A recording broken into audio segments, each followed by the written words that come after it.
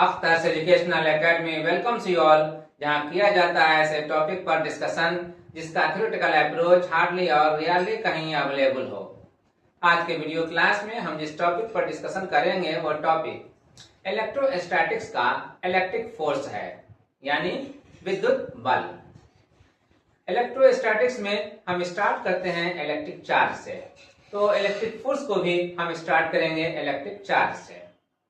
Electric charge अगर rest में है तो वो एक दूसरे के ऊपर फोर्स अप्लाई करता है, कितना करता है, किस डायरेक्शन में करता है, हम इन्हीं सब बातों पर डिस्कस करेंगे इलेक्ट्रिक फोर्स के नाम पर।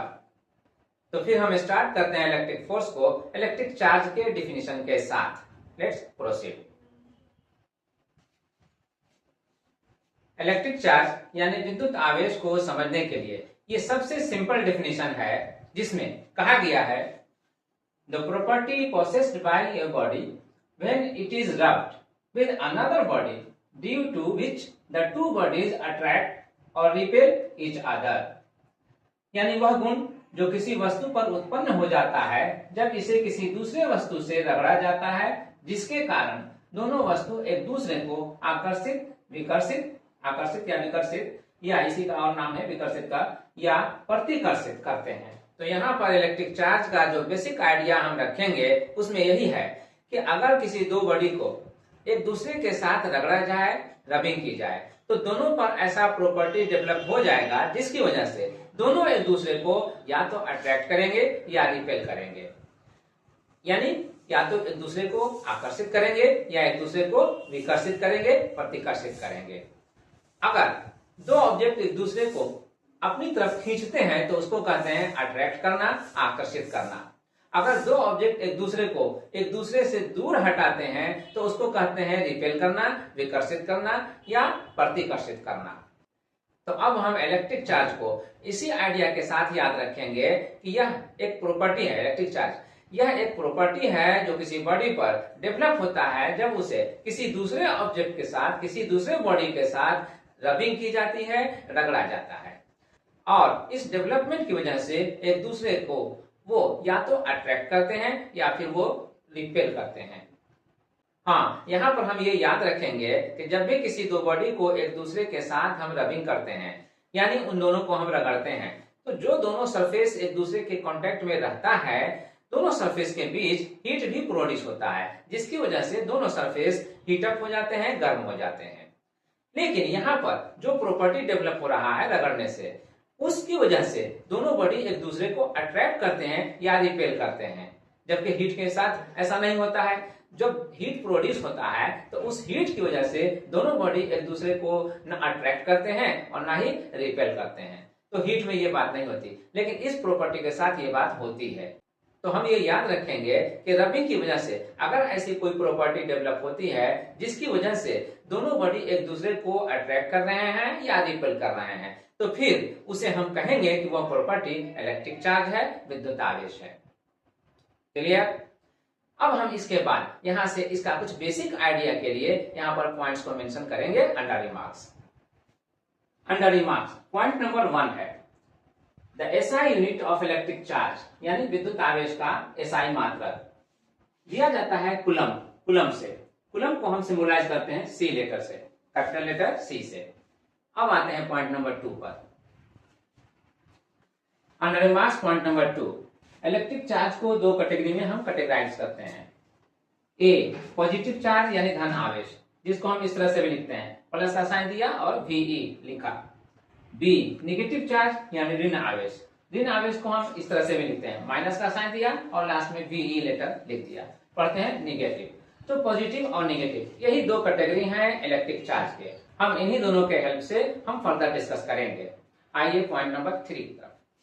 Under remarks point number 3, according to modern physics there are 2 types of charge particles, proton and electron. यानी आधुनिक भौतिकी में दो तरह के आवेशित कण पाए गए हैं, प्रोटॉन एवं इलेक्ट्रॉन के नाम पर। अब इन दोनों पर अमाउंट ऑफ चार्ज कितना होता है हम इसको देखेंगे। मैथमेटिकल कैलकुलेशन से एक प्रोटॉन या एक इलेक्ट्रॉन पर जो अमाउंट ऑफ चार्ज पाया गया है वो दोनों के लिए इक्वल पाया गया है, और वो वैल्यू है 1.6 × 10⁻⁻19 कूलम का मैग्नीट्यूड में, इसलिए अगर हम एक प्रोटॉन पर अमाउंट ऑफ चार्ज को शो करेंगे तो प्लस साइन के साथ करेंगे, और अगर हम एक इलेक्ट्रॉन पर अमाउंट ऑफ चार्ज को शो करेंगे तो with the sign of minus करेंगे, यानी माइनस साइन के साथ करेंगे। इसे हम पॉइंट नंबर 4 में इंक्लूड करते हैं। अंडर रिमार्क्स पॉइंट नंबर 4, जो अमाउंट ऑफ चार्ज यानी कि आवेश की मात्रा एक प्रोटॉन या एक इलेक्ट्रॉन पर डिस्कस किए थे अभी, उसको यहाँ पर मेंशन किया है। Plus 1.6 into 10⁻⁻19 coulomb on a proton और minus 1.6 into 10⁻⁻19 coulomb on an electron, यानी कि एक इलेक्ट्रॉन पर। तो इन पॉइंट्स के साथ अब रिमार्क्स के पॉइंट को यहाँ पर स्टॉप करते हैं और प्रोसीड करते हैं towards 2 basic principles in electrostatics. ये है प्रिंसिपल नंबर 1। उन 2 प्रिंसिपल में से जिसकी बात अभी हम कर रहे थे उसमें से यह है एक, the principle of conservation of charges, यानी आवेशों के संरक्षण के सिद्धांत। ये क्या कहता है? ये हमें एक बेसिक आइडिया देता है। Total charge on A system of bodies remains conserve और कांस्टेंट, यानी किसी भी निकाय में कुल आवेशों की मात्रा संरक्षित या नियत रहती है। तो ये हमें इसका आइडिया देता है कि सिस्टम चाहे जो भी है, जितने भी बॉडीज का हो, टोटल चार्ज उसमें जो भी रहेगा वो कांस्टेंट रहेगा, वो फिक्स्ड रहेगा, वो चेंज नहीं होगा। एक सिंपल सा एग्जांपल लेते हैं। सपोज किसी भी 2 बॉडी को हम एक दूसरे के साथ रबिंग करते हैं, रगड़ते हैं। तो रबिंग के प्रोसेस में एक बॉडी से चार्ज निकलेगा और दूसरे बॉडी पर पहुंचेगा। रबिंग से पहले वो चार्ज नहीं निकला था उस बॉडी से और ना ही उस बॉडी पर पहुंचा था। तो रबिंग से पहले बॉडी से चार्ज नहीं निकला था, तो जो भी चार्ज रहा होगा पहले बॉडी पर, अब रबिंग करने के बाद जो चार्ज निकला है उतना कम हो जाएगा। यस। अब इसके बाद दूसरी तरफ आते हैं।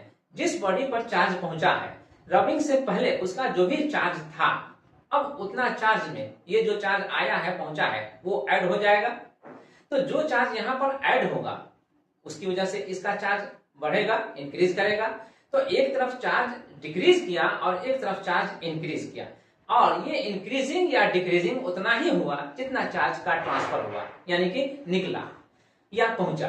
तो अब इसमें देखिए, जितना चार्ज एक तरफ से निकला और जितना चार्ज दूसरी तरफ पहुंचा, निकलने वाले को अगर हम प्लस का साइन दे दें और पहुंचने वाले को अगर हम माइनस का साइन दे दें, तो हम अलजेब्राइकली दोनों को अगर हम ऐड करेंगे तो प्लस और माइनस एक दूसरे को कैंसिल कर देगा। यस। अगर एक दूसरे को कैंसिल कर देगा तो नेट इफेक्ट ऑफ चार्ज क्या रहा दोनों बॉडी के लिए?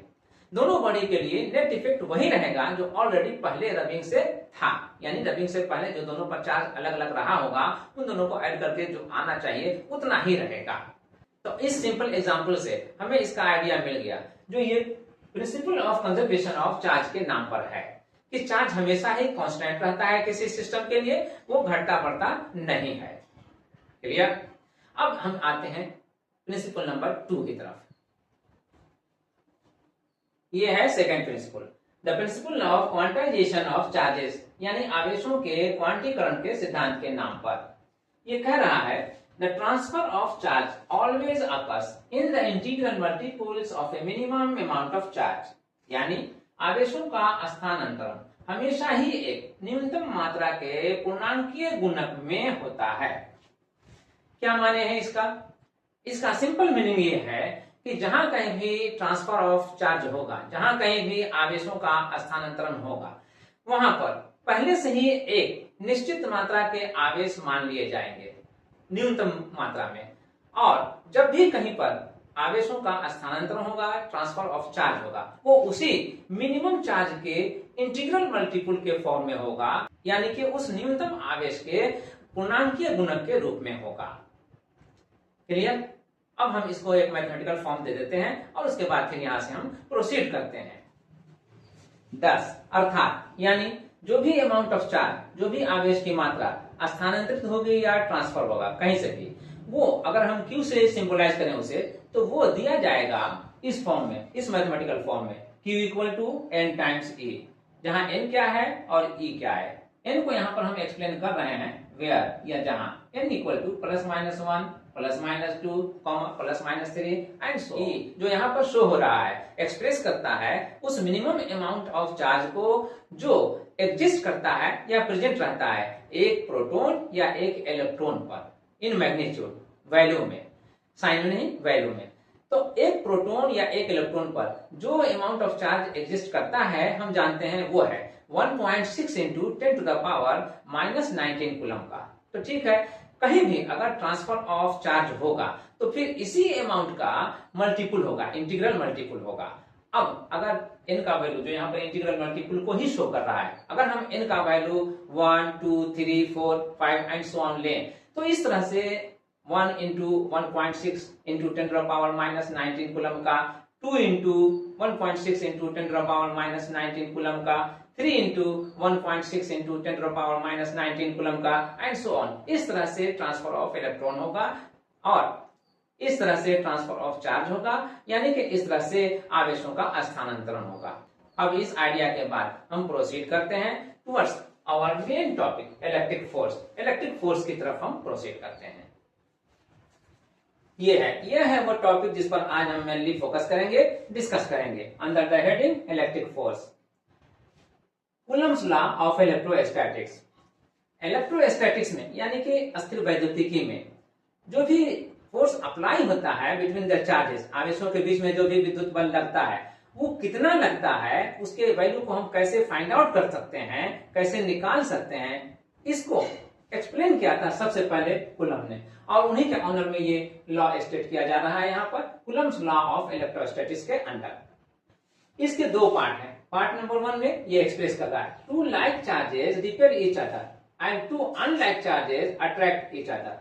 तो पार्ट 1 का ये स्टेटमेंट है कि दो समान आवेश एक दूसरे को प्रतिकर्षित करेंगे यानी एक दूसरे को दूर भगाएंगे, और दो असमान आवेश एक दूसरे को आकर्षित करेंगे यानी एक दूसरे को खींचेंगे। दूर है तो एक दूसरे के करीब आने की कोशिश करेंगे। ये है पार्ट 1 का स्टेटमेंट। ये एक चार्ज है, पॉइंट चार्ज मान लीजिए कि है, और ये भी एक चार्ज है, पॉइंट चार्ज। तो इसको हम शो कर रहे हैं Q1 से और इसको हम शो कर रहे हैं Q2 से।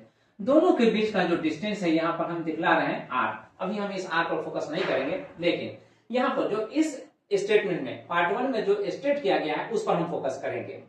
तो ये जो चार्ज है Q1 और ये जो चार्ज है Q2, दोनों को ही हम प्लस साइन के साथ दिखला रहे हैं, यानी दोनों लाइक चार्जेस हैं। तो दोनों लाइक चार्जेस हैं तो according to this rule two like charges repel each other, दोनों एक दूसरे से दूर भगाएंगे यानी दोनों एक दूसरे से दूर हटेंगे। यहाँ पर ये समझने के लिए दिखला रहे हैं हम Q1 जो भी फोर्स अप्लाई करेगा Q2 पर वो इस डायरेक्शन में अप्लाई करेगा, राइट साइड जिसे हम कर सकते हैं, और Q2 जो इस Q1 पर फोर्स अप्लाई करेगा इलेक्ट्रिक फोर्स वो इस साइड में यानी कि लेफ्ट साइड में अप्लाई करेगा, जो हम इसे इस डायरेक्शन से दिखला रहे हैं। तो यहाँ पर जो फोर्स अप्लाई हो रहा है यानी कि Q2 पर जो फोर्स अप्लाई हो रहा है इस F से हम समझ सकते हैं जो दाएं साइड में जा रहा है, और इस Q1 पर जो फोर्स अप्लाई हो रहा है Q2 के जरिए उस फोर्स को हम इस F से समझ सकते हैं जो लेफ्ट साइड में जा रहा है, बाएं साइड में जा रहा है। ये रिपल्सन का फोर्स हुआ, क्योंकि दोनों फोर्स एक दूसरे के अपोजिट है, दूर जाने के लिए इंडिकेट कर रहे हैं, तो ये रिपल्सन फोर्स हुआ, प्रतिकर्षित बल हुआ। अब यहाँ पर आइए, ये जो पॉइंट चार्ज है Q1 ये पॉजिटिव है और ये जो पॉइंट चार्ज है Q2 ये नेगेटिव है, तो दोनों अनलाइक चार्ज हो गया, दोनों असमान आवेश हो गया। तो इस स्टेटमेंट के अकॉर्डिंग कि two unlike charges attract each other, दो असमान आवेश एक दूसरे को खींचेंगे अपनी तरफ। तो यहाँ पर अब देखिए ये पॉइंट चार्ज Q1 जो है पॉजिटिव है, वो Q2 नेगेटिव चार्ज को अपनी तरफ खींच रहा है, इसलिए जो एरो दिए हैं फोर्स के लिए ये इसकी तरफ दिए हैं Q1 की तरफ, और ये जो Q2 चार्ज है, पॉइंट चार्ज है, ये भी इस चार्ज को अपनी तरफ खींचेगा। तो इसके लिए हम यहाँ जो फोर्स का एरो देकर के शो कर रहे हैं, ये एरो हम इसकी तरफ दे रहे हैं, Q2 की तरफ। तो अब हम देख सकते हैं और कह सकते हैं कि दोनों फोर्स एक दूसरे की तरफ आ रहे हैं, इसके लिए अप्लाई हो रहे हैं।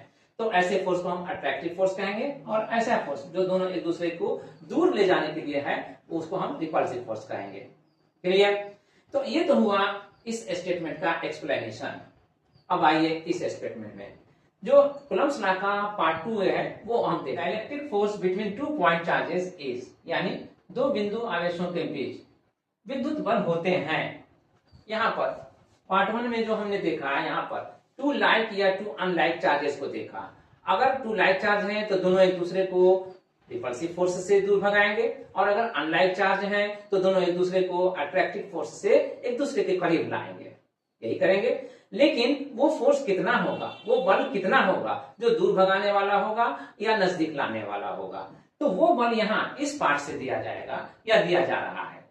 कह रहा है the electric force between 2 point charges is, यानी दो बिंदु आवेशों के बीच विद्युत बल होते हैं। क्या होते हैं, इसका भी दो पार्ट है। यहाँ पर ए में जो विद्युत बल होते हैं या इलेक्ट्रिक फोर्स जो होते हैं वो प्रोपोर्शनल, ये साइन जो है वो प्रोपोर्शनल होने का है। तो प्रोपोर्शनल होते हैं Q1 और Q2 के प्रोडक्ट के, यानी दोनों आवेश जो है, दोनों चार्ज जो है, दोनों का प्रोडक्ट कितना होगा। अगर वो प्रोडक्ट बढ़ाया जाए तो नेचुरली वो फोर्स बढ़ेगा, और अगर वो प्रोडक्ट घटाया जाए तो नेचुरली वो फोर्स भी घटेगा। तो यहाँ पर डायरेक्टली प्रोपोर्शनल हो रहा है Q1 Q2 के प्रोडक्ट के। अब ये फोर्स किस तरह से बढ़ सकते हैं या किस तरह से घट सकते हैं, इसके लिए हम कॉमन सेंस अप्लाई कर सकते हैं। जो दो चार्ज हैं, पॉइंट चार्ज Q1 और Q2, इन दोनों में से किसी को भी अगर हम इंक्रीज करेंगे अमाउंट में तो फोर्स का प्रोडक्ट बढ़ेगा, और अगर इन दोनों के अमाउंट को हम डिक्रीज करेंगे, घटाएंगे, तो इनका प्रोडक्ट घटेगा। यस, इसी सेंस के साथ हम यहाँ पर से अब यहाँ पर पार्ट 2 में आते हैं। जो force, electric force between the charges है अप्लाइड, चाहे अट्रैक्टिव हो चाहे रिपल्सिव हो, वो इंक्रीज करेगा या डिक्रीज करेगा डिस्टेंस के हिसाब से। यहाँ पर ये जो रिलेशन दे रहे हैं इसके अकॉर्डिंग, तो 1/r² है। इसके माने ये हुआ कि अगर r² का वैल्यू इंक्रीज करेगा तो फोर्स जो होगा 1/r² होने की वजह से डिक्रीज करेगा, और अगर r² का वैल्यू डिक्रीज करेगा तो 1/r² की वजह से फोर्स इंक्रीज करेगा। तो डिस्टेंस को डिक्रीज करने से फोर्स इंक्रीज करता हुआ पाएंगे, और डिस्टेंस को इंक्रीज करने से फोर्स डिक्रीज करता हुआ पाएंगे। यहाँ पर डिस्टेंस एक फैक्टर का, यहाँ पर डिस्टेंस का ये फैक्टर बन रहा है, ये इन्फ्लुएंस हो रहा है। ठीक है, इसको हम यहाँ पर अंडरस्टैंड कर सकते हैं इस डायग्राम से। ये जो दोनों चार्ज के बीच का डिस्टेंस हम देख रहे हैं, अगर हम इसको और यहाँ से यहाँ कर दें, यानी कि इंक्रीज कर दें, बढ़ा दें, तो दो चार्जेस के बीच का फोर्स क्या होगा, इस स्टेटमेंट के अकॉर्डिंग डिक्रीज कर जाएगा, घट जाएगा, और स्क्वायर टाइम्स घट जाएगा। ठीक है, चूंकि r पर यहाँ पर पावर 2 है तो स्क्वायर टाइम्स डिक्रीज कर जाएगा। और ठीक इसका उल्टा अगर करें, यानी दोनों चार्ज को हम बजाय इस तरफ ले जाने के हम यहाँ से और करीब ले आते हैं, नजदीक ले आते हैं, तो दोनों चार्ज के बीच का डिस्टेंस डिक्रीज किया। तो डिक्रीज करने की वजह से अब यहाँ पर जो स्टेटमेंट है 1/r² का, r का वैल्यू डिक्रीज करने से स्क्वायर टाइम्स यहाँ पर जो है वो डिक्रीजिंग हो रहा है, तो उस 1/r² के इन्फ्लुएंस में ये वैल्यू उतना स्क्वायर टाइम्स इंक्रीज कर जाएगा, और ये फोर्स को इंक्रीज करेगा। क्लियर? तो बस सिंपल सा याद रखिए, अगर चार्ज का प्रोडक्ट इंक्रीज करेगा तो इलेक्ट्रिक फोर्स का वैल्यू भी इंक्रीज करेगा, अगर चार्ज का प्रोडक्ट डिक्रीज करेगा तो इलेक्ट्रिक फोर्स का वैल्यू भी डिक्रीज करेगा। और डिस्टेंस के सेंस में, अगर डिस्टेंस को हम इंक्रीज करेंगे तो फोर्स डिक्रीज करेगा, और अगर हम डिस्टेंस को डिक्रीज करेंगे तो फोर्स इंक्रीज करेगा। अब इसके बाद हम आते हैं इस पार्ट पर जो यहाँ पर मेंशन है, along the line joining them, यानी उन दोनों को मिलाने वाले लाइन के अलोंग होगा कौन, फोर्स, इलेक्ट्रिक फोर्स। तो इलेक्ट्रिक फोर्स दोनों चार्ज को मिलाने वाला लाइन के अलोंग होगा, यानी कि रेखाखंड जो मिलाता है दोनों आवेशों को, उस रेखाखंड के अनुदिश होगा, उसकी दिशा में होगा। ठीक है, चाहे दूर ले जाने वाला हो चाहे नजदीक लाने वाला हो। क्लियर? इसको हम यहाँ पर देख करके समझ सकते हैं कि ये जो लाइन है मिला रहा है, दोनों चार्जों को मिला रहा है, Q1 और Q2 को, तो इसी लाइन के अलोंग ये फोर्स जो हम देख रहे हैं राइट साइड वो भी है, और इसी लाइन के अलोंग ये जो फोर्स देख रहे हैं लेफ्ट साइड ये भी है। ठीक उसी तरह से यहाँ पर इन दोनों चार्ज को मिलाने वाला लाइन जो है ये, तो इसी लाइन के अलोंग ये फोर्स भी है जो इस पर अप्लाइड है, ये अप्लाई कर रहा है, और इसी लाइन के अलोंग ये फोर्स भी है जो इस पर अप्लाइड हो रहा है, और ये अप्लाई कर रहा है। क्लियर? अब इसके बाद हम यहां से इसको कंबाइंडली प्रोसीड करते हैं। इन दोनों फैक्टर्स को जो यहाँ पर प्रोपोर्शनल टू Q1 Q2 और यहाँ पर प्रोपोर्शनल टू 1/r², इन दोनों को हम कंबाइन करते हैं, मिलाते हैं। मिलाने में हम क्या करते हैं, दोनों को मल्टीप्लाई करते हैं, तो Q1 Q2/r² ये हो जाएगा। अगर Q1 Q2 को मल्टीप्लाई किया जाए ऐसे तो ये हो जाएगा Q1 Q2/r², ऐसे यही चीज यहाँ पर लाया जाए। तो अब जो फोर्स होगा इलेक्ट्रिक फोर्स दोनों चार्ज के बीच का, तो वो इलेक्ट्रिक फोर्स अब प्रोपोर्शनल होगा Q1 Q2/r² के, यानी अब इसका होल वैल्यू अगर इंक्रीज करेगा तो ये वैल्यू इंक्रीज करेगा, अगर होल वैल्यू डिक्रीज करेगा तो ये वैल्यू डिक्रीज करेगा। सेपरेटली अगर चलेंगे तो इस तरह से चलेंगे, अगर कंबाइंडली चलेंगे तो हम इस पे चलेंगे। क्लियर? तो अब यहाँ पर मैथमेटिकल रूल के अकॉर्डिंग ये साइन जो प्रोपोर्शनलिटी का है, समानुपाती चिन्ह है, इसको हम हटाते हैं, रिमूव करते हैं। रिमूव करने के बदले में एक कांस्टेंट यहां पर अप्लाई करते हैं, इंसर्ट करते हैं। जो कांस्टेंट यहां पर इंट्रोड्यूस किए हैं वो k है, k। तो F इक्वल टू हो जाएगा k times Q1 Q2 by R square. अब इस k का वैल्यू डिपेंड करता है मीडियम पर। मीडियम किस तरह का? मीडियम के लिए हम सबसे पहले फोकस करेंगे वैक्यूम के लिए यानी निर्वात के लिए, या फिर एयर के लिए यानी कि वायु के लिए। इन दोनों ही के केस में वैल्यू अप्रोक्सीमेटली इक्वल आता है, फोर्स का वैल्यू इक्वल आता है। तो अब हम इसको जो k को हम इंट्रोड्यूस करेंगे उस वैक्यूम या एयर के लिए कांस्टेंट लेकर के उसको अब हम इस तरह से इंट्रोड्यूस करने जा रहे हैं। फॉर वैक्यूम या एयर यानी कि निर्वात या वायु के लिए k को जब हम इंट्रोड्यूस कर रहे हैं तो k बराबर हो रहा है 1/4 पाई एप्सिलॉन नॉट। ये जो सिंबल है इसको हम पढ़ते हैं एप्सिलॉन, और ये जो जीरो है इसको पढ़ते हैं नॉट। कंप्लीटली पढ़ा जाता है एप्सिलॉन नॉट, एप्सिलॉन नॉट। तो एप्सिलॉन नॉट को लिए इस सिंबल को हम यूज करेंगे, और एक्सपेरिमेंटली इसका वैल्यू फाइंड आउट किया गया है। इसका वैल्यू जो एक्सपेरिमेंटली फाइंड आउट किया गया है वो भी यहां पर हम मेंशन करते हैं। तो ये वैल्यू है इस एप्सिलॉन नॉट का वैल्यू है 8.85 इंटू 10⁻⁻12, और ये वैल्यू पाया गया है एक्सपेरिमेंट से, प्रयोग से। तो जहां कहीं भी इलेक्ट्रिक चार्ज पर जो फोर्स अप्लाई होगा वहां पर अगर वैक्यूम या एयर में हम कंसीडर कर रहे हैं तो वहां पर हम इस वैल्यू को कैलकुलेशन में लाएंगे। क्लियर? अब अगर इस वैल्यू को हम कैलकुलेशन में लाएंगे तो इसके हेल्प से k का कंप्लीट वैल्यू क्या होगा, अब हम इसको देख लें। k के वैल्यू को हम यहां से अगर हम फाइंड आउट करते हैं इसको रखते हुए, तो k इक्वल टू दिया जाएगा 1/4 पाई इंटू 8.85 इंटू 10⁻⁻12। अब इसमें पाई का वैल्यू तो ऑलरेडी हम जानते हैं, अप्रोक्सीमेटली लेते हैं 3.14। तो 3.14 लेकर के 4 से मल्टीप्लाई करेंगे और जो कुछ भी आएगा उससे हम इस 1 में डिवाइड करेंगे। जब हम डिवाइड करेंगे तो ये सब कुछ करने के बाद अभी इसको छोड़ दीजिए, 10⁻⁻12 है इसको छोड़ दीजिए, या फिर इसको डायरेक्टली न्यूमरेटर बना दीजिए 10⁻12 करके। चलिए बना ही दिया, 10⁻12 भी आ गया। तो अब जब 1 में हम इसका जो भी प्रोडक्ट आएगा उससे हम डिवाइड करेंगे तो वो वैल्यू कितना आएगा वो हम कैलकुलेशन करते हैं इन शॉर्ट। तो इन शॉर्ट जो मैथमेटिकल कैलकुलेशन से आया 1/4 पाई इंटू 8.85 के लिए इसका होल वैल्यू ये आया 0.008996 ये आया। अब हम इसको इस 10 टू द पावर जो 12 है इसमें से कुछ 10 लेकर के इसके डेसिमल को 1 2 3 यहां पर लाते हैं, 3 डिजिट राइट।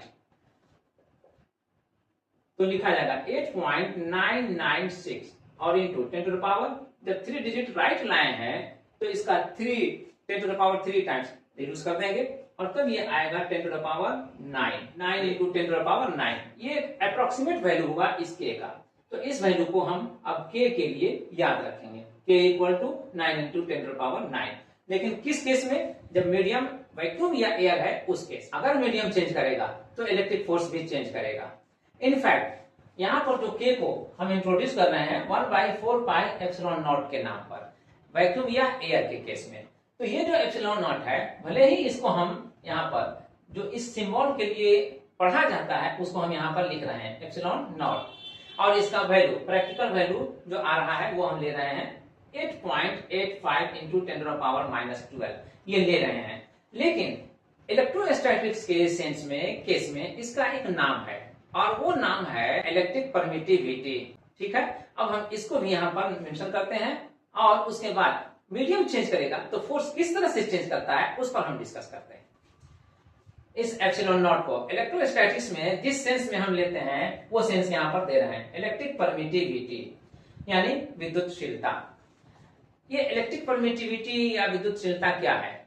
मीडियम में चार्ज अगर है, चाहे वो मीडियम एयर का हो या वैक्यूम हो या अदर देन दिस हो, जो भी है, जो भी मीडियम है वो किस हद तक, किस लिमिट तक इलेक्ट्रिक फोर्स को अलाउ करता है। अगर हम ये सोचते हैं, अगर हम ये समझना चाहते हैं तो यहीं से ये क्रिएट होता है परमिटिविटी।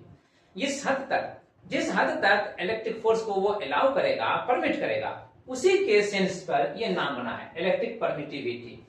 क्लियर? अब आते हैं मीडियम के चेंज करने पर ये फोर्स किस तरह से चेंज करता है। इनफैक्ट एक्सपेरिमेंटली ये पाया गया है कि जहां पर वैक्यूम है, निर्वात है, वहां पर तो कोई भी ऐसी चीज नहीं है जो इलेक्ट्रिक फोर्स को इन्फ्लुएंस कर सके। तो जो भी चार्जेस के बीच में फोर्स एग्जिस्ट करेगा डेवलप होगा वो मैक्सिमम होगा। लेकिन अगर वहां पर के बजाय चार्जेस को उतने ही डिस्टेंस पर, उन्हीं चार्जेस को अगर उतने ही डिस्टेंस पर किसी दूसरे मीडियम में रखा जाए तो जो फोर्स अप्लाइड होता है उनके बीच में वो फोर्स रिड्यूस कर जाता है, घट जाता है। तो घटा हुआ फोर्स, रिड्यूस्ड फोर्स पहले वाले फोर्स के रिस्पेक्ट में कितना है, इसको हम दोनों के रेशियो से फाइंड आउट करते हैं और जो रेशियो आता है उसको हम इस तरह से मेंशन करते हैं। तो ये है फॉर्म।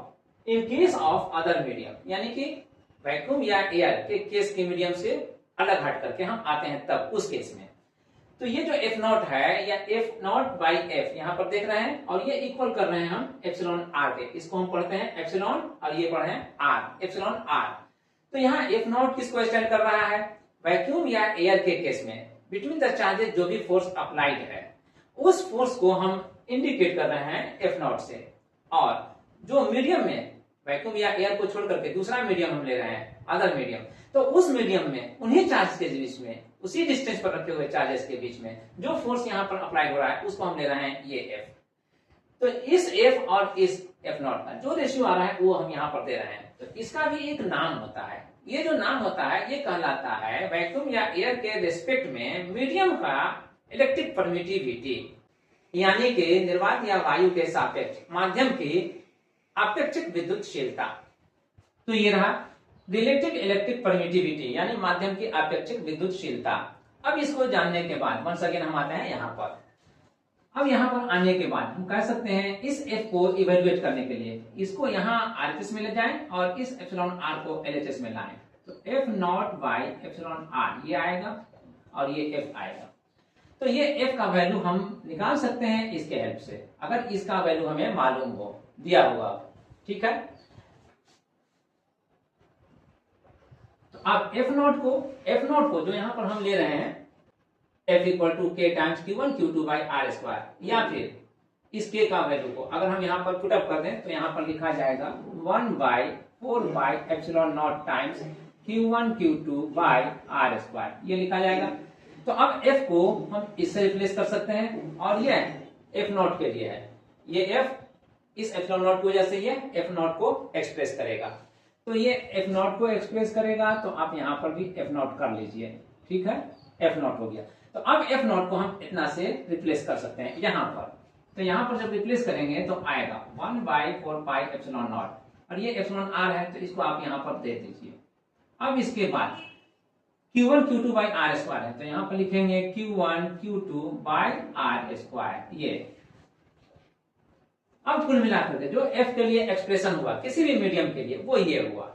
अगर किसी भी मीडियम को छोड़कर हम सिर्फ वैक्यूम या एयर की बात करेंगे, उस पर डिस्कस करेंगे, तो उसके लिए फॉर्म ये है एफ इक्वल टू ये इन जनरल।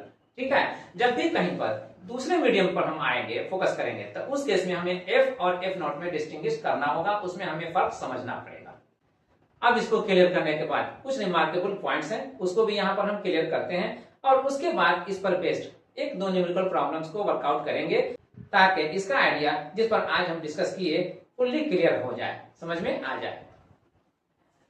फर्स्ट पॉइंट में हम ले रहे हैं SI unit of epsilon not. Epsilon not का एसआई मात्रक क्या होता है इसको हम समझ लें। इसके एसआई यूनिट को कंफर्म करने के लिए हम उस फॉर्मूले का हेल्प लेंगे जो फॉर्मूला हम अभी यहाँ पर कूलम्ब्स लॉ के नाम से इंट्रोड्यूस किए थे। क्योंकि फोर्स F इक्वल टू यहाँ पर 1/4 pi epsilon naught times Q1 Q2 by R square ये से दिया जा रहा था। तो अब इसका अगर हमें एसआई यूनिट चाहिए तो इसको हम यहां लाएंगे और F को हम यहां लाएंगे।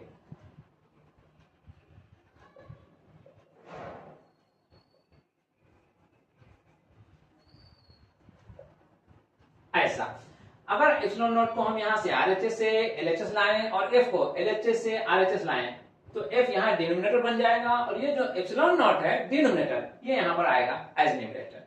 क्लियर? अब इस फॉर्मूले से हम इसका एसआई यूनिट को कंफर्म कर सकते हैं। यहाँ Q1 और Q2 भले ही Q1 और Q2 दो चार्ज को एक्सप्रेस कर रहा है लेकिन है तो चार्ज ही, और इलेक्ट्रिक चार्ज का एसआई यूनिट होता है कूलम। तो यहाँ पर इसके लिए भी कूलम और इसके लिए भी कूलम, तो कूलम का स्क्वायर हो जाएगा और यहाँ 4 पाई कांस्टेंट है इसलिए इसका कोई यूनिट नहीं होगा। लेकिन यह F फोर्स को इंडिकेट कर रहा है और फोर्स का एसआई यूनिट होता है न्यूटन। तो इसको हम न्यूटन में मेजर करेंगे। और ये आर डिस्टेंस के लिए मीनिंग रख रहा है, तो डिस्टेंस को हम मेजर करते हैं मीटर में, तो आर स्क्वायर है इसलिए मीटर स्क्वायर। तो सबको समझने के बाद हम इससे इसका जो एसआई यूनिट कंफर्म कर सकते हैं वो होगा कूलम्ब स्क्वायर पर न्यूटन पर मीटर स्क्वायर। तो कूलम्ब स्क्वायर पर न्यूटन पर मीटर स्क्वायर ये लिखिए, या कूलम्ब स्क्वायर पर मीटर स्क्वायर पर न्यूटन ये लिखिए। तो दोनों में से कोई भी सही है, ठीक है। अब इसके हेल्प से हम इसका एप्सिलॉन नॉट का डायमेंशनल फॉर्मूला को भी हम डिफाइन कर सकते हैं। इस तरह से डायमेंशनल फॉर्मूला के लिए हम यहां पर लेते हैं कूलम्ब स्क्वायर है, यह पर मीटर स्क्वायर है, यह पर न्यूटन है। तो बहरहाल कूलम्ब को पहले हम देख लें डायमेंशनली किस तरह से हम इसको एक्सप्रेस करते हैं। कूलम्ब जो है वो इलेक्ट्रिक करंट के साथ अटैच रहता है, लिंक्ड रहता है। तो कूलम्ब का डायमेंशन जो होगा, डायमेंशनल फॉर्मूला ऑफ कूलम्ब, तो ये हो जाएगा इलेक्ट्रिक करंट इनटू टाइम लेकर के हम इसको इंट्रोड्यूस करते हैं। तो आई या ए से इलेक्ट्रिक करंट को शो करते हैं, देते हैं डायमेंशन, और यह टी है तो आई और टी, ये हो गया डायमेंशनल फॉर्मूला। तो डायमेंशनल फॉर्मूला को हम इस तरह से लिखें या सिर्फ आई और टी ऐसे लिखते हैं, दोनों ही हमारे लिए करेक्ट है। हम यूजुअली हम इसको यूज करते हैं। तो फिर अब इसको इंट्रोड्यूस करने के लिए एप्सिलॉन नॉट का डायमेंशनल फॉर्मूला को यहाँ पर डिफाइन करने के लिए कूलम्ब स्क्वायर है तो हम आई और टी दोनों पर पावर 2 करके शो करेंगे। तो यहाँ पर लिखेंगे I2 और T2 ऐसे। और इसके बाद यह m है, मीटर है, मीटर लेंथ को ये मीटर लेंथ के लिए यूज किया जाता है, इसलिए यहाँ पर इसको हम रिप्लेस करेंगे L से पावर -2 के साथ। और यह n है, न्यूटन। एक्चुअली न्यूटन का जो डायमेंशनल फॉर्मूला होता है, हम डायमेंशनल फॉर्मूला इंट्रोड्यूस कर सकते हैं, वो mLT-2 से हम इंट्रोड्यूस करते हैं इसको। तो m ऐसे लिखेंगे और L ऐसे लिखेंगे और T-2 ऐसे देंगे। लेकिन यहाँ पर पावर -1 है, उस -1 की वजह से इन सबों का पावर का साइन चेंज करेगा। तो यहाँ पर आप ले लीजिए -1, यहाँ पर ले लीजिए -1, लेकिन यहाँ पर ले लीजिए +2, ठीक है। अब ये प्लस हो जाएगा। तो अब आफ्टर सिंप्लीफिकेशन क्या आएगा, m-1 आया, L-1 यहाँ है, L-2 यहाँ है, तो L-3 ये होगा। और उसके बाद T और T दोनों जगहों पर है, तो पावर 2 यहाँ भी प्लस में है, पावर 2 यहाँ भी है, तो T⁴ हो जाएगा यहाँ पर, 2 + 2 4। और उसके बाद I है, I पे पावर 2 है, तो I पे पावर 2 है, तो इसको हम इस तरह से शो करेंगे। तो ये हो गया कंप्लीटली एप्सिलॉन नॉट का डायमेंशनल फॉर्मूला। क्लियर। अब जिस तरह से हम यहाँ पर SI unit of epsilon not को इंट्रोड्यूस किए, डिफाइन किए, क्या हम एप्सिलॉन आर जो हम इंट्रोड्यूस किए थे इलेक्ट्रिक परमिटिविटी के लिए, उसके लिए भी हम डिफाइन कर सकते हैं? नो, क्योंकि एप्सिलॉन आर जो है वो रिलेटिव इलेक्ट्रिक परमिटिविटी है, और रिलेटिव के माने ही होता है तो सिमिलर थिंग्स का रेशियो। यहाँ पर सिमिलर थिंग्स है, फोर्स, इलेक्ट्रिक फोर्स है लेकिन फोर्स, तो फोर्स जो दोनों जगहों पर है एक ही है, तो उसका एसआई यूनिट क्या होगा, न्यूटन। तो न्यूटन बाय न्यूटन करेंगे तो वो तो कैंसिल हो जाएगा, इसलिए एप्सिलॉन आर का कोई यूनिट नहीं, तो कोई यूनिट नहीं तो कोई डायमेंशन भी नहीं। अंडर रिमार्क्स पॉइंट नंबर 2 में epsilon R has no unit, यानी एप्सिलॉन आर का कोई मात्रक नहीं होता है, इसलिए यहाँ पर हम क्रॉस करके दे रहे हैं, कोई यूनिट नहीं। अब इसके बाद आते हैं पॉइंट नंबर 3 की तरफ। अंडर रिमार्क्स पॉइंट नंबर 3, चूंकि electric force according to Coulomb's law जो आया है वो इस फॉर्म से एक्सप्रेस होता है, तो F = 1/4πε0 times Q1 Q2 R², इस फॉर्म से एक्सप्रेस होता है। और फोर्स वेक्टर क्वांटिटी है। अब फोर्स चाहे इलेक्ट्रिक फोर्स हो चाहे कोई भी फोर्स हो, वो वेक्टर क्वांटिटी है, वेक्टर क्वांटिटी है, इसलिए उसमें एक डायरेक्शन होगा। डायरेक्शन को एक्सप्रेस करने के लिए हम दोनों चार्ज को मिलाने वाले लाइन सेगमेंट के अलोंग अगर हम यूनिट वेक्टर से हम इंट्रोड्यूस कर दें तो वो फोर्स के डायरेक्शन को शो कर देगा। तो अब हम इसके लिए वेक्टर F को लाने के लिए, डिफाइन करने के लिए, हम इस R के अलोंग दोनों चार्ज को मिलाने वाले लाइन सेगमेंट के अलोंग हम एक यूनिट वेक्टर ले रहे हैं r²। ये तो इस r² से अगर हम इस मैग्नीट्यूड को मल्टीप्लाई कर दें तो इतना मैग्नीट्यूड वाला ये एक कंप्लीट वेक्टर हो जाएगा, और डायरेक्शन जो इस r² का होगा वही डायरेक्शन होगा। तो वही डायरेक्शन अगर इस पूरे क्वांटिटी का होगा और ये पूरा क्वांटिटी फोर्स है तो फोर्स का डायरेक्शन वही होगा। तो डायरेक्शन इस तरह से फोर्स को यहाँ पर लिंक हो जाता है, असाइन हो जाता है। क्लियर। अब इसमें r² को हम रिप्लेस कर सकते हैं किस तरह से, 1/4πε0 टाइम्स Q1 Q2 R² कर लीजिए। आर कैरेट को आप इंट्रोड्यूस कर दीजिए vector R by magnitude R लेकर के, इस तरह से कीजिए, या फिर इस आर से इस आर पे पावर 2 को मल्टीप्लाई कीजिए और आर टू द पावर 3 कर लीजिए, आर टू द पावर 3।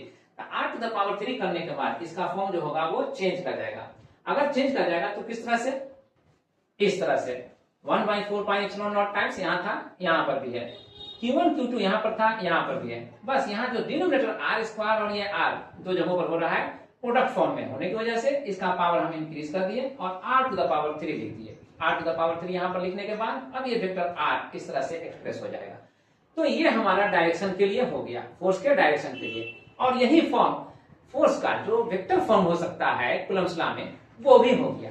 तो अब इसको समझने के बाद, इसका आइडिया लेने के बाद, अब हम एक और पॉइंट को यहाँ पर इंट्रोड्यूस करते हैं, और वो है अगर कहीं पर बहुत सारे चार्जेस हों तो उनमें से किसी एक चार्ज पर रिमेनिंग चार्ज की वजह से जो भी फोर्स अप्लाइड होगा वो अलग अलग फोर्स होगा वैल्यू में और डायरेक्शन में, दोनों में।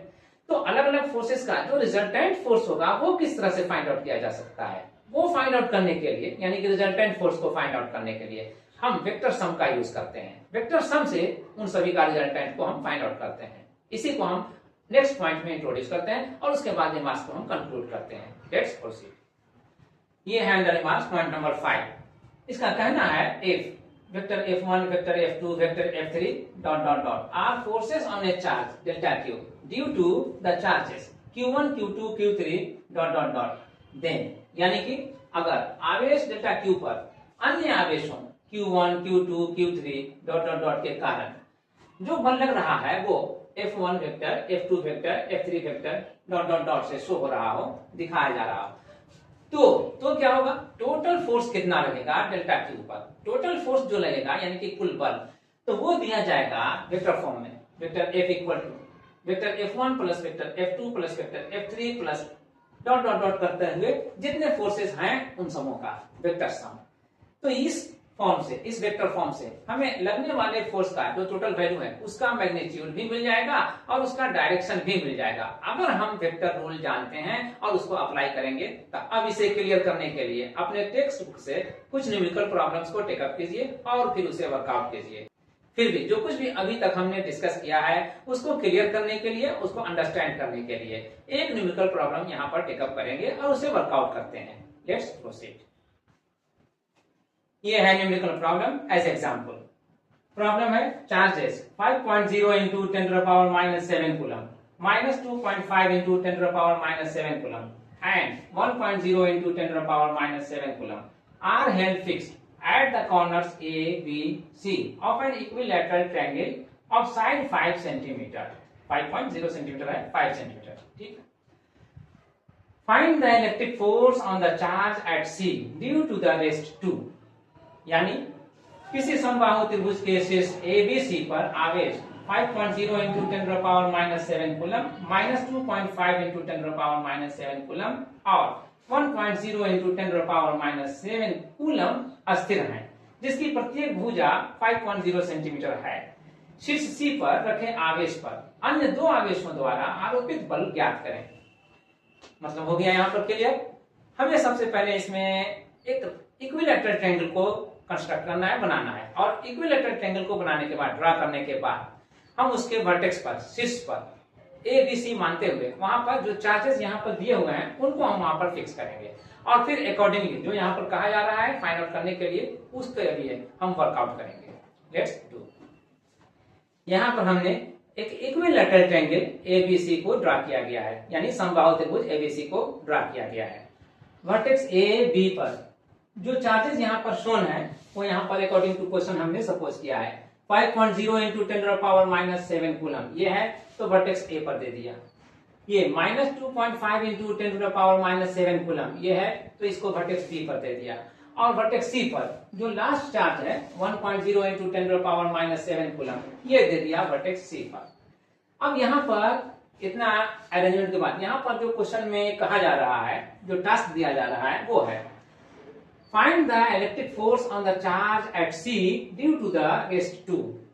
C पर जो चार्ज है उस पर बाकी जो दोनों चार्ज A और B पर हैं उनके जरिए कितना का फोर्स अप्लाई किया जा रहा है, इसको फाइंड आउट कीजिए। अब इसको फाइंड आउट करने के लिए एक इंफॉर्मेशन और है जो यहाँ पर मिस कर रहा था। यहाँ जो इक्विलैटरल ट्रायंगल है उसका साइड 5.0 सेंटीमीटर है, यानी कि 5 सेंटीमीटर है। तो हम इसमें हर एक साइड को 5 सेंटीमीटर सपोज करेंगे, 5.0 लिख देते हैं, 5.0, और ये भी सभी बराबर होंगे। ठीक है, तो अब ये फोर्स हम कैसे फाइंड आउट कर सकते हैं, इसके लिए हमें चलना है उसी पर जो अब तक हमने डिस्कस किया है, कूलम्ब्स लॉ के अंडर। फोर्स जो पॉइंट सी पर रखे हुए चार्ज 1.0 इंटू 10⁻⁷ कूलम्ब है, इस पर कितना अप्लाई होगा, ए पर जो चार्ज है 5.0 इंटू 10⁻⁷ कूलम्ब, इसके जरिए वो हम पहले फाइंड आउट करेंगे। वो जो फोर्स होगा वो ए से सी के डायरेक्शन में जो लाइन सेगमेंट होगा उसके एलॉन्ग होगा। क्योंकि ये चार्ज 5.0 इंटू 10⁻⁷ कूलम्ब और ये चार्ज 1.0 इंटू 10⁻⁷ कूलम्ब दोनों पॉजिटिव है, इसलिए फोर्स रिपल्सिव होगा। तो फोर्स रिपल्सिव होगा तो जो लाइन सेगमेंट ए से सी तक जा रहा है उसी के एलॉन्ग आगे तक बढ़ा देंगे उसके डायरेक्शन को शो करने के लिए, तो एलॉन्ग ए सी हो जाएगा। ठीक है, अब आते हैं इस बी पॉइंट पर, जो चार्ज है -2.5 इंटू 10⁻⁷ कूलम्ब का। ये इस सी पर जो चार्ज है 1.0 इंटू 10⁻⁷ कूलम्ब, इस पर कितना फोर्स अप्लाई करेगा इसको समझते हैं। जो फोर्स अप्लाई करेगा मैग्नीट्यूड में हम कूलम्ब्स लॉ को यूज करके फाइंड आउट कर लेंगे। डायरेक्शंस को असाइन करने के लिए हम यहाँ पर नेचर ऑफ चार्ज पर जाते हैं। ये नेगेटिव चार्ज है और ये पॉजिटिव चार्ज है, दोनों अनलाइक चार्ज हो गया। यहाँ पर दोनों लाइक चार्ज था, लेकिन यहाँ पर ये दोनों अनलाइक चार्ज हो रहा है। तो अनलाइक चार्ज के केस में फोर्स ऑफ अट्रैक्शन होगा, यानी कि आकर्षण बल लगेगा। आकर्षण बल को दिखलाने के लिए जो बी से सी या सी से बी लाइन सेगमेंट है, साइड है ट्रायंगल का, उस पर सी से बी की तरफ हम डायरेक्शन देंगे एरो के जरिए। ठीक है, तो अट्रैक्टिव फोर्स उससे शो हो जाएगा। तो एक फोर्स ए से सी के लॉन्ग लगेगा, है ना, और दूसरा फोर्स सी से बी के लॉन्ग लगेगा। तो अब हम उन दोनों को दिखलाते हुए यहाँ पर डायग्राम में कुछ और इंक्रीमेंट करते हैं और फिर उसके बाद हम फर्दर डिस्कस करते हैं। अब देख लीजिए, ए से सी के एलॉन्ग जो डायरेक्शन ऑफ फोर्स हम दिखला रहे हैं, इस लाइन को इंक्रीज करके दिखला रहे हैं F1 फोर्स मानते हुए। सी पर जो फोर्स लगेगा ए पर जो चार्ज है उसके जरिए इस चार्ज पर, सी पर जो चार्ज है उस पर जो फोर्स लगेगा उसको हम F1 सपोज कर रहे हैं और इस डायरेक्शन में दिखला रहे हैं। और उसके बाद बी पर जो चार्ज है, ये चार्ज सी पर रखे हुए चार्ज पर कितना फोर्स अप्लाई करेगा उसको हम जो सपोज कर रहे हैं वो F2 सपोज कर रहे हैं, और उसके डायरेक्शन को हम सी से बी की तरफ आने वाले लाइन सेगमेंट के अलोंग शो कर रहे हैं इस एरो के जरिए। तो F2 का डायरेक्शन इस लाइन के अलोंग और F1 का डायरेक्शन इस लाइन के। अब हम दोनों का वेक्टर रूल से रिजल्टेंट को फाइंड आउट करेंगे और उसके डायरेक्शन को भी फाइंड आउट करेंगे। Let's do. तो ये हो गया रिजल्टेंट फोर्स के लिए vector sum, vector F1 plus vector F2। अब इनका मैग्नीट्यूड क्या होगा इसको फाइंड आउट करने के लिए हम वेक्टर रूल का हेल्प लेते हैं। Therefore, F इक्वल टू हम कहेंगे अंडर रूट जो वेक्टर F1 है इस F1 का स्क्वायर, जो वेक्टर F2 है इस F2 का स्क्वायर, और प्लस दोनों वेक्टर के बीच यानी F1 और F2 दोनों के बीच ये जो एंगल है, ये एंगल कितना का होगा इसको भी आप श्योर कर लीजिए। ये एंगल जो भी होगा, मान लीजिए थीटा है, तो इस थीटा को आप यहाँ पर कितना से एक्सप्रेस करेंगे, जितना से एक्सप्रेस करेंगे उसको हम एक्सप्रेस करेंगे F1 F2 के साथ अटैच करते हुए twice F1 F2 cos theta, इस तरह से। अब यहाँ पर थीटा को हमें पता करना है। थीटा को पता करने के लिए ये डायग्राम का हम हेल्प लेंगे। क्योंकि ये ABC इक्विलैटरल ट्रायंगल है, इसलिए इसका हर एंगल 60 डिग्री का होगा, तो 60 डिग्री ये भी होगा और यहाँ पर जो B पर जो एंगल है वो भी 60 डिग्री हुआ। अब ये दोनों एंगल इस एंगल के लिए बाइज्योमेट्री इंटीरियर एंगल हो गए, यानी अंतःकोण हो गए, तो इसका वैल्यू इन दोनों के सम के बराबर होगा। तो 60 प्लस 60 120, तो ये 120 का हो रहा है, 120 डिग्री हो गया। तो यहाँ पर नेक्स्ट स्टेप में अब हम F1 का स्क्वायर प्लस F2 का स्क्वायर और प्लस ट्वाइस F1 F2 करने के बाद cos 120 डिग्री। अब हम इसे सिंप्लीफाई करेंगे। सिंप्लीफाई करने के लिए यहाँ जो हिंदी वर्जन है क्वेश्चन का, इस पोर्शन को हम इरेज करते हैं और इसी में इसको हम फर्दर स्टेप लेकर के प्रोसीड करते हैं। यहाँ से जो F1 और F2 हमें चाहिए, हम इस डायग्राम के हेल्प से और कूलम्ब्स लॉ जो हमने फोर्स के लिए पढ़ा है उसके हेल्प से हम यहाँ पर F1 को फाइंड आउट करेंगे और इसके बाद फिर F2 को भी।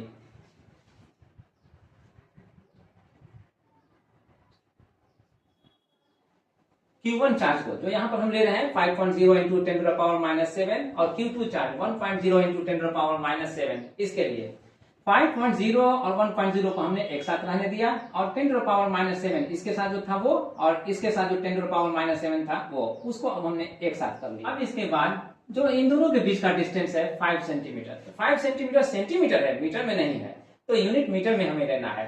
यूनिट मीटर में लेंगे तो 5 सेंटीमीटर को मीटर में कन्वर्ट करने के लिए 10 टू द पावर -2 से हम मल्टीप्लाई करेंगे ऐसे। अब इसके बाद लेंगे 5.0 into 10 to the power -2 to the whole square, इतना। इसका वैल्यू जो भी है 9 इंटू 10 टू द पावर 9 हम याद करके लिख लेंगे यहाँ पर। और उसके बाद 5.0 1.0 को मल्टीप्लाई करेंगे तो 5 1 5 यही आएगा और 10 टू द पावर -7 -14 इतना। और यहाँ पर 5 का स्क्वायर है तो 25 हो जाएगा और 10 टू द पावर -2 का स्क्वायर करेंगे तो -2 का स्क्वायर -4, तो ये -4 हो गया। अब इसके बाद 5 5 25 है ना, 5 टाइम्स में कैंसिल हो जा रहा है।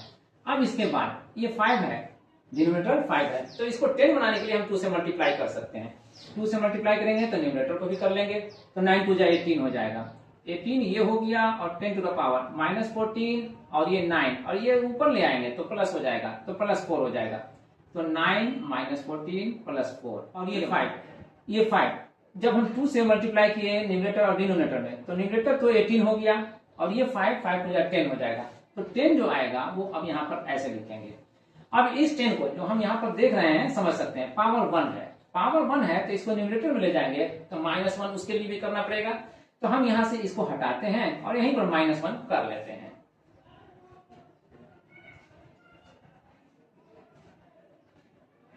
अब इसके बाद 18 इंटू 10 टू द पावर 9 +4 13 और ये 14 और 1 15, तो 13 -15 -2 10 टू द पावर -2 इतना, ये न्यूटन हो गया। अब इसके बाद F1 को फाइंड आउट करने के बाद ये न्यूटन हो गया इतना।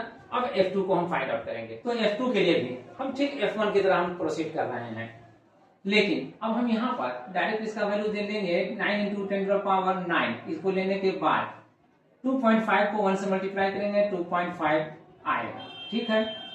तो यहाँ 10 टू द पावर -7 -14 जैसे इसमें आया था। और उसके बाद यहाँ पर 5 है तो 5 5 25 ये होगा और ये 4 ये होगा। अब इसके बाद ये 2.5 है, अगर हम इसके डेसिमल को रिमूव कर दें तो डेसिमल को रिमूव करने के बदले में इसका जो 10 टू द पावर -14 है 1 से बढ़ जाएगा, -15 हो जाएगा, तो -15 हो जाएगा। और यहाँ पर लिखा जाएगा 9 into 10 to the power 9 into 25 और इंटू 10 टू द पावर -15। ये जो 10 टू द पावर -4 डिनोमिनेटर में है इसको भी लाइए ऊपर, जब ऊपर लाइएगा तो +4 हो जाएगा। अब इसके बाद ये 25 रह जाता है, इसको लिखिए। इस 25 को इस 25 से कैंसिल करने पर हमें मिलता है only 9 into 10 to the power ये 9 और यहाँ पर जो 10 टू द पावर आ रहा है वो सब कुछ। तो यहाँ 4 -15 कितना हो जाएगा, -11। उसी -11 को इस 9 के साथ हम ऑपरेट करेंगे, यानी कि 9 -11 9 -11 -2, तो 10 टू द पावर -2 ये इतना न्यूटन का होगा। तो F2 का वैल्यू ये आया, F1 का वैल्यू ये आया। हमने F1 और F2 दोनों को फाइंड आउट कर लिया। अब हम इन वैल्यूज को यहाँ पर पुटअप करेंगे, साथ ही यहाँ जो cos 120 डिग्री देख रहे हैं इसका वैल्यू भी हम पुटअप करेंगे -1/2, ठीक है। इन सभी वैल्यूज को F1 और F2 जो दोनों वैल्यू हमने फाइंड आउट किए हैं उनको हम यहाँ इस एक्सप्रेशन में जो F के लिए था, इस F के एक्सप्रेशन में हम यहाँ पर पुटअप करते हैं। F1 को रिप्लेस करते हैं 18 into 10 to the power -2 newton से और F2 को रिप्लेस करते हैं 9 into 10 to the power -2 newton से। तो रिप्लेसमेंट के बाद अब हम आते हैं यहाँ पर 2F1 F2 cos 120 डिग्री पर। तो यहाँ पर F1 का वैल्यू लिखे once again 18 into 10 to the power -2 और F2 का वैल्यू यहाँ पर लिखे 9 into 10 to the power -2 once again. अब इतना करने के बाद cos 120 डिग्री जो -हाफ होता है इसको हम अंडर ब्रैकेट कर लिए। अब इसके बाद सिंप्लीफाई करने का मैटर बनता है, तो सिंप्लीफिकेशन में ये 2 और ये 2 कैंसिल हो जाएगा। आफ्टर कैंसिलेशन अब हमें जो मिलेगा वो यहाँ पर देखते हैं। 10 टू द पावर -2 का स्क्वायर यहाँ भी है, 10 टू द पावर -2 का स्क्वायर यहाँ भी है, 10 टू द पावर -2 और 10 टू द पावर -2 इन दोनों जगहों पर भी है। तो इसको हम स्क्वायर फॉर्म में एक्सप्रेस कर सकते हैं, तो कह सकते हैं कि 10 टू द पावर -2 का स्क्वायर हम कॉमन ले सकते हैं। कॉमन लेने के बाद अंडर ब्रैकेट जो बचेगा यहाँ पर 18 का स्क्वायर रह जाएगा और यहाँ 9 का स्क्वायर रह जाएगा। तो फिर 10 टू द पावर माइनस 2 का स्क्वायर को हम कॉमन लेते हैं और कॉमन लेने के बाद यहाँ पर 18 का स्क्वायर और यहाँ पर 9 का स्क्वायर और यहाँ पर 9 इंटू 18 यही रहता है, तो 18 इंटू 9 ये लिखेंगे। लेकिन ये जो साइन ऑफ माइनस है इस साइन ऑफ प्लस को माइनस बना देगा, तो अब इस प्लस को हम माइनस में चेंज करेंगे। माइनस में चेंज करने के बाद अब हमारे पास सिंप्लीफिकेशन का मैटर आता है। अब इसके सिंप्लीफिकेशन में 18 का स्क्वायर 324 ये लिखेंगे और 9 का स्क्वायर 81 ये लिखेंगे और 18 इंटू 9 कितना हो जाएगा 162 ये हो गया। अब तब उसके बाद यहाँ 10 टू द पावर माइनस 2 का स्क्वायर है, तो इसको हम लिख सकते हैं 10 टू द पावर माइनस 4 ऐसा लिख सकते हैं। अब इसके बाद ब्रैकेट के अंदर जो भी टर्म्स है उसको हम सिंप्लीफाई करेंगे, फर्दर सिंप्लीफाई करेंगे। सिंप्लीफिकेशन में 324 और 81 को हमने ऐड कर दिया और ऐड करने से आया 405, तो इसको ऐड कर दिया गया और उसके बाद जो इसका टोटल आया 405 उसमें ये 162 यहाँ पर ये माइनस कर रहे हैं, सब्ट्रैक्ट कर रहे हैं। सब्ट्रैक्ट करने के बाद जो आ रहा है 243 आ रहा है। 243 अब ये कंप्लीट हो जाएगा, अंडर ब्रैकेट जो भी टर्म्स है कंप्लीट 243 से रिप्लेस हो जाएगा, तो 243 यहाँ पर लिख लिया और 10 टू द पावर माइनस 4 जो था एज इट इज रह गया। अब 243 का हमें स्क्वायर रूट फाइंड आउट करना है, ये कितना होगा। नेचुरली ये जो नंबर है वो 15 का स्क्वायर 225 होता है और 16 का स्क्वायर 256 होता है, ठीक है, उसके बीच का नंबर है ये। तो 15 और 16 के बीच में कुछ नंबर, मान लीजिए ये वैल्यू 15.5 या 6 जो भी होता है हम इसको ले लेते हैं। तो इसके बाद हम यहाँ लिख सकते हैं 243 का जो अप्रोक्सीमेट वैल्यू हम ले रहे हैं स्क्वायर रूट में वो हम ले रहे हैं 15.6 15.6। तो 15.6 into 10 to the power minus 4 का square root 10 to the power minus 2 लिया, तो कुल मिलाकर के जो वैल्यू आ रहा है 15.6 into 10 to the power minus 2 newton का आ रहा है। और ये वैल्यू किसका वैल्यू हुआ, इस फोर्स F का। ये F क्या है, रिजल्टेंट, इन दोनों F1 और F2 इन दोनों का रिजल्टेंट वैल्यू। तो ये रिजल्टेंट वैल्यू का मैग्नीट्यूड हुआ। डायरेक्शन किधर होगा, अब इसे हम फाइंड आउट करेंगे। डायरेक्शन के लिए डायरेक्शन हम ले रहे हैं tan alpha equal to F1 sin 120 degree by F2 plus F1 cos 120 degree. कोई भी दो वेक्टर अगर हम A और B लेते हैं तो उसमें एक को हम बेस मानते हैं, तो बेस यहाँ पर हम ले रहे हैं F2 को। इस डायग्राम में F2 को हम बेस ले रहे हैं, तो इसके रेस्पेक्ट में रिजल्टेंट किस एंगल पर जा रहा है उस एंगल को हम ले रहे हैं अल्फा, और इस अल्फा को हम फाइंड आउट करेंगे। जितना आएगा उसको हम यहाँ पर शो कर सकते हैं, करेंगे, देखते हैं कितना आता है। तो F1 sin 120 डिग्री और F1 cos 120 डिग्री इन दोनों का वैल्यू यहाँ पर पुटअप करेंगे, आइए F2 का यहाँ पर सेपरेटली पुटअप करेंगे। F1 यहाँ पर 18 into 10 to power minus 2 newton लाया गया था F1 के लिए, यहाँ लिखेंगे 18 into 10 to power minus 2 sine 120 degree वही होता है जो साइन 60 डिग्री होता है, यानी √3/2, तो √3/2 ये हो जाएगा। और यहाँ पर F2 का वैल्यू हमने फाइंड आउट किया था, अगर ये F1 18 है तो F2 आया था 9, यही वैल्यू यहाँ पर पुटअप किया गया था F2 के लिए। तो 9 into 10 to power minus 2, 9 into 10 to power minus 2 लिखेंगे इस तरह से, प्लस F1 के लिए once again 18 into 10 to power minus 2 और cos 120 डिग्री के लिए यहाँ पर माइनस हाफ लिखेंगे। तो ये 2 18 को 9 टाइम्स में कैंसिल कर देगा, तो 9 टाइम्स में कैंसिल होने के बाद अब ये आया 9 इंटू 10 टू पावर माइनस 2 और यहाँ पर आएगा 9 इंटू 10 टू पावर माइनस 2, लेकिन ये साइन ऑफ माइनस इस साइन ऑफ प्लस को माइनस बना देगा, ठीक है। तो अब हम प्रॉपरली अगर हम इसी को सिंप्लीफाई करें, इसको अभी छोड़ दें, तो ये आएगा, सिर्फ इसको सिंप्लीफाई करने के लिए ये माइनस का साइन इस प्लस का साइन को चेंज कर रहा है, इसलिए हम इसे चेंज करते हुए लिखेंगे 9 into 10 to power minus 2 minus 9 into 10 to power minus 2 ये लिखेंगे। अब क्लियरली ये और ये दोनों इक्वल और अपोजिट है, इसलिए कैंसिल। तो कैंसिलेशन के बाद यहाँ पर 18 into 10 to power minus 2 into √3/2 by 0, ये 0 हो गया। अब इस 0 की वजह से अब इसका होल वैल्यू इनफाइनाइट हो जाएगा, तो अब इसको हम इन्फिनिटी से रिप्लेस करेंगे। तो ये इन्फिनिटी tan में किस एंगल के लिए होता है? नेचुरली 90 डिग्री के लिए। तो इसके माने ये हुआ कि tan अल्फा जो होगा वो tan 90 डिग्री के लिए होगा। तो अल्फा का वैल्यू क्या होगा? 90 डिग्री होगा। तो अल्फा 90 डिग्री के बराबर होगा। तो इसके माने ये हुआ कि रिजल्टेंट जो होगा वो इस F2 के रिस्पेक्ट में 90 डिग्री के एंगल पर जाएगा, वही उसका डायरेक्शन होगा। क्लियर? अब हम इसको यहां पर शो कर सकते हैं। तो यहां पर रिजल्टेंट F के लिए हमने ये लाइन ड्रा किया है। अब इसका एंगल इसके रिस्पेक्ट में 90 डिग्री का अंदाजा लेकर के हमने ड्रा किया है। तो ये जो एंगल यहां से यहां तक बनेगा यही एंगल होगा अल्फा, यानी alpha equal to 90 degree. Theta तो पूरा एंगल था यहां से यहां तक, लेकिन अल्फा जो होगा वो अब सिर्फ यहां से यहां तक रह जाएगा। ये ऊपर ये पोर्शन नहीं जाएगा, इसको हटा दीजिए। तो ये एंगल अल्फा रहेगा और ये 90 डिग्री होगा। तो 90 डिग्री एंगल पर ये रिजल्टेंट फोर्स होगा। अब इस प्रॉब्लम को वर्कआउट करने के साथ ही हमें इसका आइडिया हो गया कि कूलम्ब्स लॉ क्या है और उसका एप्लीकेशन क्या है। कूलम्ब्स लॉ पर बेस्ड कोई भी न्यूमेरिकल प्रॉब्लम अगर हो तो हम उसे किस तरह से प्रोसीड करेंगे, किस तरह से कंक्लूड करेंगे, ये हमने देख लिया, समझ लिया। अब इसके साथ ही आज के क्लास को हम यहाँ पर कंक्लूड करते हैं और मिलते हैं फिर किसी वीडियो क्लास में, फिर किसी टॉपिक पर डिस्कशन करते हुए। Thank you.